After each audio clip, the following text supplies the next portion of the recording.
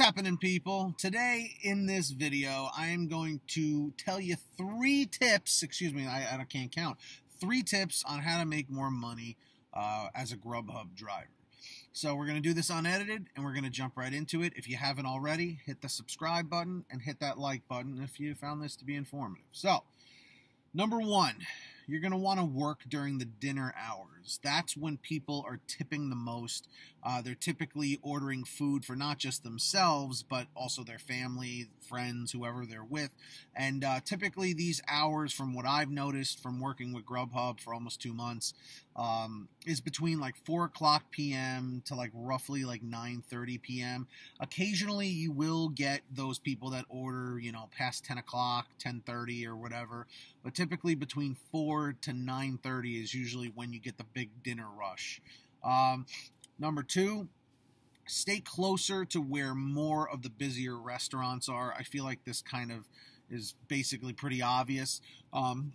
Stay closer to city areas, or if you know a particular restaurant that you find yourself going back to like more and more and more, stay closer to that, because typically the dispatcher, who they say is an automated system, but I think there's a person operating it, but I could be wrong, they're going to throw you more orders, okay? And number 3, grab as many blocks as you can as soon as they are released to you, because I'm not sure if you know this, but it works where based on your acceptance rate, your attendance, and your drop block rate, every week the blocks for the upcoming week schedule are released at different times. Like me, I'm a premier driver now. At first, I was in the general setting, so I get to choose my blocks for the upcoming week on Thursday mornings at 10 a.m. Like between 10 and 10:15 is when they release it for me, because I have a perfect acceptance rate, I don't drop any blocks, and I'm always on time. It's really, really important to do all those 3 things. And for general people, like when you just start, your blocks will more than likely be released on Sunday mornings at 10. So you kind of have to pick up the scraps from whatever's left. But I would recommend you grab as much as you can, work all of your shifts, clock in at the right time, clock out, or go unavailable at the right time, never a minute earlier, never a minute later, just always on time, and you should be good. Now, if you follow these 3 things, you will absolutely make as much money possible. I'm going to go into other videos about explaining more of this stuff in depth. If you have any questions for me that you want answered, let me know in the comments section. Please write legibly so I can understand your question, because GrubHub, although it seems very simple, there can be complicated aspects and variables that have to do with it. So, with that being said, that's it. So you want to know what are the best times or the best blocks that you should be working in order to make the most money and, you know, just, I guess, have a better time working and making better use of your time. I've mentioned this in my my 3 tips video, but I will make a separate video, that being this video. You want to work during the later hours. And what I mean is you want to work during the dinner hours. And it would, for me, I've noticed in the time that I've been working with GrubHub that working from 4 o'clock in the afternoon until, you know, anywhere from 9:30 to 10 o'clock p.m. at night is the best time, because people are ordering more food, and they're ordering for their friends, their family, and the tips tend to be higher than the lunch hour. Typically during the lunch hour, you might be making anywhere from $1 to $2, upwards of $4, you know, on a lunch order. And, you know, you get the occasional $10 to $20 tip. That's kind of rare, though. But during dinner time is when you could be getting those $8 tips, $10 tips, the $20 tips, $25 tips. I think the most I ever made as a tip was $22, so can't go wrong with that. But 4 o'clock p.m. until 10, 11 o'clock at night is really when you want to work. If you want to work maybe from 3 until 10, that's a good idea too. But that's usually the range that I felt worked best for me. what we're talking about here is when you are working for a rideshare company, you receive a 1099 tax form. Now, what is a 1099 tax form? It is an independent contractor's tax form. And what that means is that taxes are not automatically taken out of your checks. And to be perfectly honest, in my opinion, this is not a fun thing, because you are responsible for paying the government by April 15th. So you have to, keep track of, how much you owe to the government. I couldn't tell you what the percentage is. I've heard 20%, I've heard 25%, I've heard 33%. I have no idea. That's why this is my first year with GrubHub, and for tax time, I'm going to go to an accountant that knows what they're doing and can figure it out for me. So with that being said, there is a plus side to being an independent contractor. Now, what the plus side is that you can write things off towards your taxes so you won't owe as much at the end of the year. Now, what does this mean? What this means is that, for instance, the vehicle I am in, I have a 2017 Mazda 3, okay? I actually leased this vehicle for, a couple $100 a month just to do GrubHub with. Now, I know that sounds extreme. A lot of people may not do that, but I had a Jeep, or I still have a Jeep, and it's an older Jeep. It's a 2005 Grand Cherokee, and I noticed in my first week of driving with GrubHub, I was putting on a ton of miles, and it was eating gas, like just unbelievably eating gas, because it's a V6. I have a ton of work done to it, so I literally could watch my gas tank like empty. It was so bad. So I said, I have to look into getting a vehicle. So I leased this car. It's better on gas. It's a 4-cylinder. And it was a good move. Now, I can write off a percentage of my monthly payments of the car.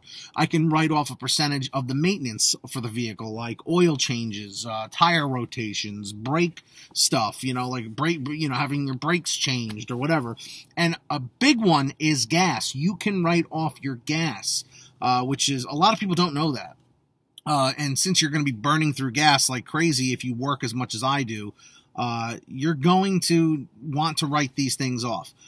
So anything that has to do with contributing to your job, that being a GrubHub delivery driver, you have a lot of things that you can write off. And if you want me to either make another video, or if you have questions about what things you can write off, whether or not you can write it off, let me know in the comments section down below. I will do my best to reply to as many comments as possible.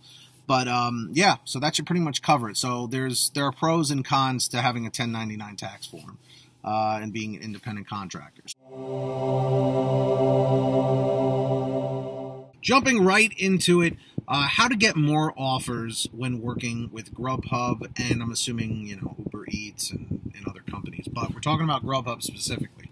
So, of course, getting more blocks is going to, like solidifying more blocks, scheduling more blocks are going to obviously give you more offers, because then you're working more often. But more specifically is you need to learn your region. And this is not just something I can tell you because I don't know where you live. I don't know where your region is.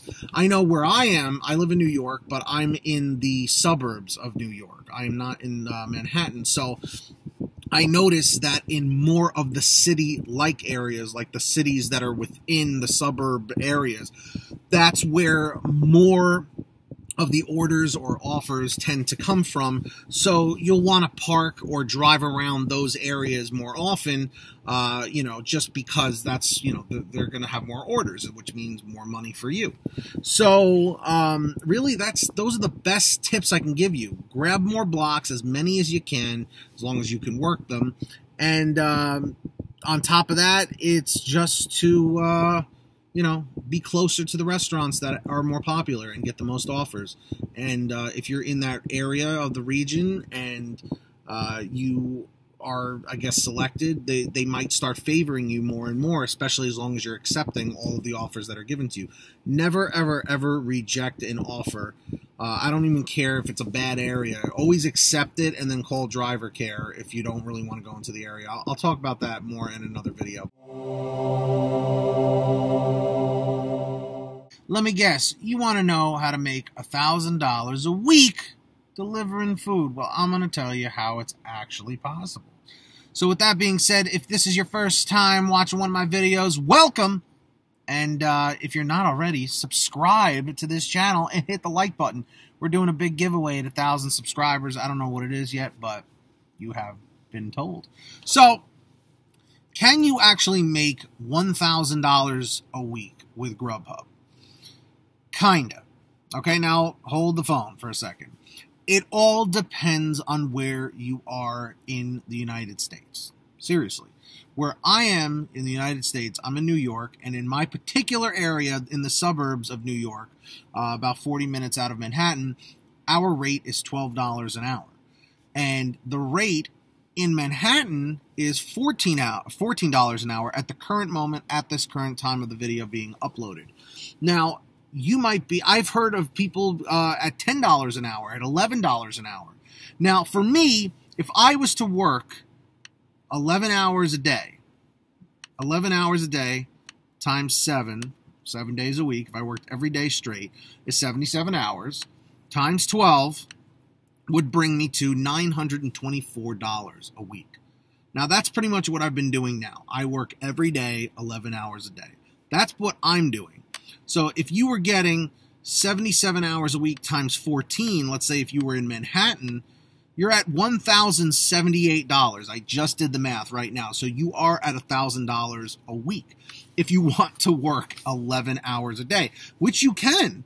You can. And when you become a premier driver, such as myself, because I always accept all of my orders, I never drop blocks, and I'm always on time. Like my attendance is always perfect.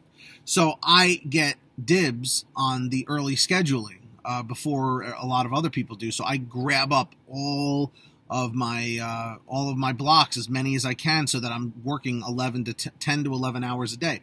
It's tiring. It is. It's a lot of gas. It's a lot of time. But when you're getting those checks every Thursday, it's like, wow, I'm making quite a bit of money for doing what I'm doing. You know what I mean? It's a cake job. It's an enjoyable job. You get to meet a lot of people. And I would encourage to work as much as you can, you know, because right now I'm in between jobs, and it's paying my bills. You know, it actually helped me get an apartment too, you know. So, well, I don't know what else there is to say. So making $1,000 a week with GrubHub is possible. So I would recommend it. Okay, so if you have any questions, put them in the comments section. I'll do my best to reply to them all. And with that being said, that is going to end this video. Don't forget to leave a like down below. I'd greatly appreciate it. Subscribe to this channel. Big giveaway at 1,000 subscribers. And today's secret comment code is going to be the Money Man. Comment the Money Man down below, or just comment whatever the view count is on this video when you're watching. So that's it. Thanks so much for watching this video. I really appreciate it. I got a ton more helpful tips and tricks about GrubHub on this channel, so check them out. I'll have a playlist available. You might even have one on the screen right now. So with that being said, happy driving, and hope you guys have a great day.